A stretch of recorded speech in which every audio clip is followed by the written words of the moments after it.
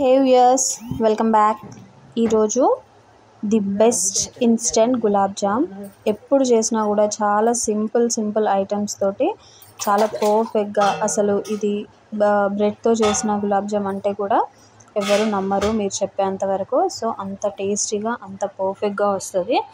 So compulsory అందరూ try చేయాల్సిన recipe. దీనికోసం ముందుగా ఇన్స్టెంట్ కోవా తయారు చేసుకోవాలి. ఇన్స్టెంట్ కోవా కోసం ఈక్వల్ క్వాంటిటీలో మిల్క్, ఇంకా milk powder.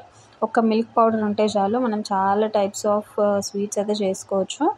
So milk powder ఇంకా మిల్క్ ఈక్వల్ క్వాంటిటీలో తీసుకొని రెండు కలిపి మనం స్టవ్ పైన కలుపుతూ వేడి చేసుకుంటే సరిపోతుంది అనమాట. స్టవ్ ఆన్ చేసి కొద్దిగా నెయ్యి వేసేసుకొని దాంట్లో పాలు ఇంకా మిల్క్ పౌడర్ రెండు వేసి మొత్తం దగ్గర పడేంత వరకు స్లో ఫ్లేమ్ పైన కలుపుతూ కుక్ చేసుకోండి. అంతే, ఈ కోవా, ఇన్స్టెంట్ కోవా అయితే రెడీ అయిపోతుంది. దీంట్లో ఎలాంటి షుగర్ కూడా వేయాల్సిన అవసరం లేదు, ఎందుకంటే మిల్క్ పౌడర్ ఆల్రెడీ స్వీట్గా ఉంటుంది కాబట్టి షుగర్ కూడా అవసరం లేదు. సో ఇప్పుడు నెక్స్ట్ మనం బ్రెడ్, నేను 8 నార్మల్ బ్రెడ్ అనమాట. ఇది నార్మల్ మీడియం సైజులో ఉండే బ్రెడ్ని 8 స్లైసెస్ తీసుకున్నాను.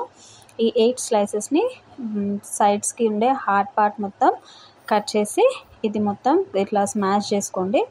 ఇప్పుడు ఇందులోకి మనం ప్రిపేర్ చేసుకున్న కోవా, మనం ఏ క్వాంటిటీలో అయితే మిల్క్ ఇంకా మిల్క్ పౌడర్ తీసుకుంటామో ఆ కప్, అంటే 1 cup milk, 1 cup khoa milk powder తీసుకుంటే 1 కప్ ఈ ఇన్స్టెంట్ కోవా అయితే వస్తుంది అనమాట. ఏ కప్తో తీసుకుంటే ఆ కప్ నిండా.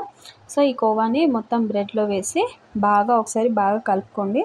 ఇలా కలుపుకున్న తర్వాత ఒక 2 టేబుల్ స్పూన్ పాలు యాడ్ చేసుకొని ఈ మిక్చర్ని మొత్తం ఒక పిండిలాగా, అంటే మనం గులాబ్ జామ్ పిండి ఎలా ఉంటుందో అలా కలుపుకోండి. ఎక్కువ హార్డ్గా కాకుండా, ఎక్కువ సాఫ్ట్గా కాకుండా నార్మల్గా ఇలా కలుపుకున్న తర్వాత చేతికి నెయ్యి రాసుకొని ఇది పిండిని కొద్దిగా తీసుకొని రౌండ్గా చేసుకొని గులాబ్ జామ్స్ లాగా చేసుకొని అన్నీ పక్కన పెట్టుకోవాలి.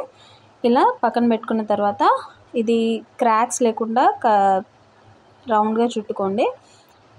పిండి బాగా కలిపితే, అంటే ఈ బ్రెడ్ ఇంకా కోవా మిల్క్ బాగా మిక్స్ అయితే క్రాక్స్ అనేవి రావు. అండ్ వేయించుకునేటప్పుడు షుగర్ సిరప్లో వేసాక కూడా ఇది పర్ఫెక్ట్గా ఉంటుంది, ఎలాంటి డిస్టర్బెన్స్ అయితే ఉండదన్నమాట. పిండి కరెక్ట్గా నేను చెప్పిన క్వాంటిటీలో తీసుకుంటే. సో ఇప్పుడు షుగర్ సిరప్ కోసం 1 కప్, ఏ కప్తో అయితే కోవా తీసుకున్నారో ఆ కప్తో షుగర్ అండ్ 1.5 కప్ వాటర్ వేసుకొని జస్ట్ షుగర్ మెల్ట్ అయిపోయేంత సరిపోతుంది అనమాట.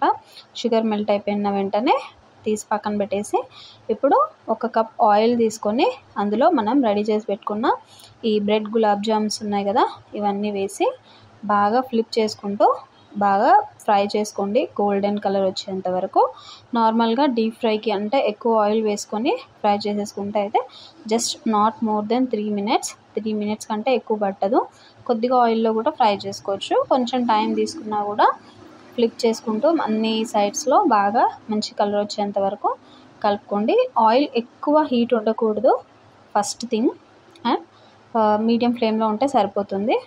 ఇలా మొత్తం రెడీ చేసుకున్న తర్వాత ఈ బ్రెడ్ బాల్స్, అంటే గులాబ్ జామ్స్ ఉన్నాయి కదా, ఇవన్నీ తీసి సిరప్లో యాడ్ చేసేసుకొని ఒక 1 hour పాటు అలానే వదిలేసి ఆ తర్వాత సర్వ్ చేసుకుంటే మాత్రం చాలా టేస్టీ గులాబ్ జామ్స్ అయితే రెడీ అయిపోతుంది. ట్రస్ట్ మీ, ఇది మీరు బయట నుంచి తీసుకొచ్చామంటే కూడా నమ్మేలాగా ఉంటుంది.